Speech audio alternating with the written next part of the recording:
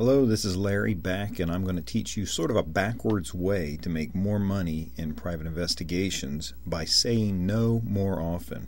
Right here I'm going to reveal the kinds of clients that you want to avoid. I'm going to tell you one thing in particular that they're going to say that should be a red beacon flag. If they use this phrase, you're going to want to probably avoid them. And I'm going to teach you how to make money by saving money. Now, the first thing I'm going to say is do not buy everything out there just in case you need it. This is a huge mistake people make when they're starting up. Well, we might need this particular camera lens. We might need night vision gear. We might need a second vehicle. Let me suggest to you that you're going to go crazy and bankrupt trying to play that game of guessing what you need. You can get what you need when you need it. If you think you need a second vehicle, don't go out there and drop $5 grand, 10 grand, 12 grand on another vehicle. If you need another vehicle, go rent another vehicle for the day or two or three that you need it. You're going to save a ton of money. It's going to seem like an expense up front, but it's going to save you money in the long run because you don't have to have that other car right now. Save money, get that car when you can get it. Now, one thing you might worry about is what if we need it? What if someone calls and we absolutely need something tonight or tomorrow? Well, let me tell you, first of all, there are plenty of overnight shipping services. So if you absolutely need something tomorrow, you're going to be able to get it, no problem most of the time. But this is one type of client you want to watch out for. The rush client, the person who says this is the only chance, she's going to her mom's house tomorrow or says she's going to her mom's house. I need you out there tomorrow.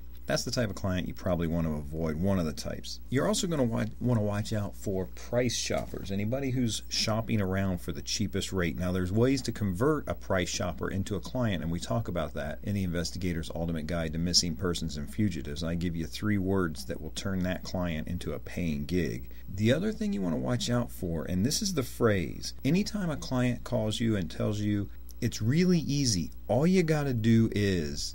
That's the warning phrase. This person is not going to be a good person to work for. If it was real easy, they would have already done it or figured it out for themselves. And if they say all you got to do is, they're underestimating the complexity of these things and how they can turn. I'll give you an example, case study example here. The person who calls you up and says, it's really easy, all I need you to do is follow her home from work. Okay. I'd be suspicious of that request to begin with, but the idea that all I've got to do is follow her home from work, well, let's find out what the client really wants here. Come to find out, the client wants an address. He wants to know where she lives. Now, this is a type of request that you can get from boyfriend, girlfriends who are concerned that the person they're with is going out after work instead of going home. But in this particular case study, and a lot of times you'll see this, they want a home address for the person. So, really what you're doing here is not so much a surveillance, but you're doing a skip trace. Now, you can convert this skip trace into a surveillance and charge more money. It's simple to find the person and find where they live. That's a relatively easy thing to do and relatively inexpensive. The surveillance is going to cost more money. Now, if you want to do it as a surveillance, I would suggest skip tracing, finding out where the person lives so that your surveillance will go nice and easy and smooth, and then you can charge the person for the surveillance as well. You